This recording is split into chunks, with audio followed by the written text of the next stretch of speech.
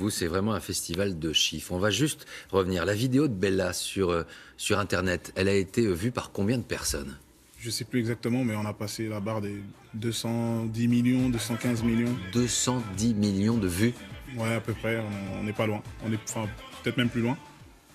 Qu'est-ce qui fait que ce succès est là aujourd'hui? C'est le métissage, c'est cette musique qui nous fait danser, qui nous donne le sourire, qui touche les jeunes, on le voit, les blacks, les blancs. Dans vos concerts, il y a des gamins, il y a leurs parents. Dans un premier temps, je pense que c'est ça. Et c'est aussi, je pense, avec la section d'assaut, cette image qu'on a donnée du rap, on a proposé un rap un peu plus ouvert, un peu moins agressif. Ouais. Et je pense que ça a séduit pas mal de gens. Et les gens se sont ouverts à cette musique, ce qui en fait aujourd'hui, je pense, la musique numéro 1 en France, quoi. La musique urbaine en France. C'est vraiment c'est exceptionnel. On dit souvent que la vie politique, elle est complètement fermée, un peu conservatrice. Du côté du rap, c'est pas mal non plus, parce que quand, justement, vous avez commencé à connaître ce succès, il y a eu quelques tacles sur une musique trop lisse, trop douce. Ça vous a gêné ou finalement, vous le revendiquez? Honnêtement, non, ça me gêne pas du tout. Je le revendique, j'en suis très fier, parce que je pense que tous ces gens qui lancent ces pics, justement, aimeraient peut-être être à ma place. Et voilà. Et je pense que le plus dur, c'est justement de faire de la musique qui plaît à tout le monde. C'est important de rappeler d'où vous venez. Vous le faites dans un livre, justement, votre exil de Kinshasa au Zaïre, devenu République démocratique du Congo, réfugié, immigré. Vous arrivez à quel âge en France?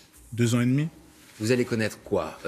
Les squats? Je vais connaître les squats, l'aide sociale à l'enfance. Je suis placé dans des foyers, internats, etc. Ça dure quelques années. Ensuite, j'arrive à Paris. Je fais donc les cours préparatoires, le CP, etc. Et c'est de là que vraiment tout part, quoi. Je découvre Paris. Quand vous avez vécu cette précarité, est-ce que vous avez été sur le fil? Vous auriez pu tomber de l'autre côté, avoir ce qu'on appelle la haine en soi? Oui, tout à fait. Parce que forcément, j'étais un enfant de la rue. Donc dans la rue, tu vois toutes sortes d'oiseaux passer. Hein. Donc j'ai été à 2 doigts d'aller de l'autre côté, du côté obscur de la force, j'ai envie de dire. Donc tout ce qui est drogue, violence, braquage, j'ai grandi avec des gens de cette espèce-là aussi, quoi. C'est la musique qui vous sauve? C'est la musique. Moi, j'étais vraiment un passionné. Et j'ai tout de suite été séduit. J'ai découvert le rap américain, ensuite le rap français.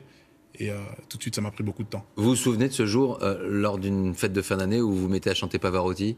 Là aussi, ça marque les esprits. Ouais, ça choque. Ça choque? Ça choque parce qu'on se dit pas qu'un type comme moi puisse être séduit par du Pavarotti ou ce genre de musique. Ça vous arrive encore de chanter un peu Pavarotti sur scène? J'étais en Italie il n'y a pas longtemps, ils m'ont pas demandé de chanter, mais ça m'a surpris, je m'y attendais, je me suis dit, bon, ils vont peut-être me demander de chanter. Je vais vous demander ce soir, non? Je vous demande pas ça ce soir. Ce soir? Ouais. Ah, vous allez me faire le coup.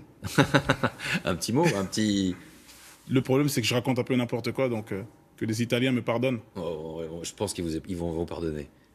Oh, moi immobile, car più malvento, e di pensiero. Et là, on comprend, à un moment donné, qu'il y a quelque chose, il y a une histoire qui est en train de s'écrire. Il y a une histoire qui s'écrit. Moi, je me découvre une petite voix et une petite passion pour justement ce type de musique. Donc, j'essaie de combiner tout ça avec la musique urbaine et tout ça. Entre la vie d'avant et la vie d'aujourd'hui, vos parents, votre mère qui faisait des ménages, quand elle vous voit aujourd'hui réussir, gagner beaucoup d'argent, elle vous calme, elle essaie de vous contrôler un petit peu? Elle est de bons conseils, hein, elle est plutôt de bons conseils. Et c'est un peu pour moi une boussole parce que elle ne cesse de me rappeler, voilà, on vient d'ici, voilà ce qui s'est passé, n'oublie pas, etc. Et ça permet quand même d'avoir un peu de recul. Aujourd'hui, l'argent, vous en faites quoi? Vous flambez un peu? Quand on a manqué d'argent, on flambe? Je pense que ce que j'en fais de mieux, c'est de faire plaisir à pas mal de gens autour de moi, notamment ma famille, des voyages, des vacances, des cadeaux.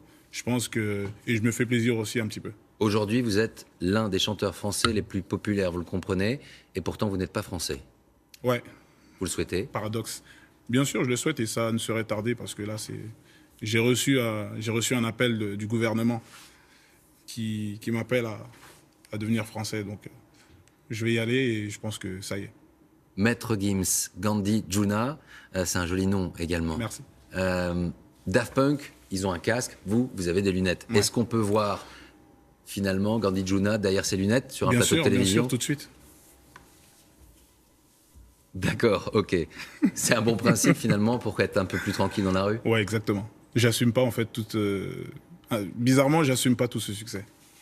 Merci d'être venu nous rendre visite. Merci sur à ce vous. plateau. Merci, c'est un honneur. Votre musique, chanson originale de l'année, Maître Gims, en concert le 18 mars à Paris et plein d'autres dates. Un mot de football, en bref.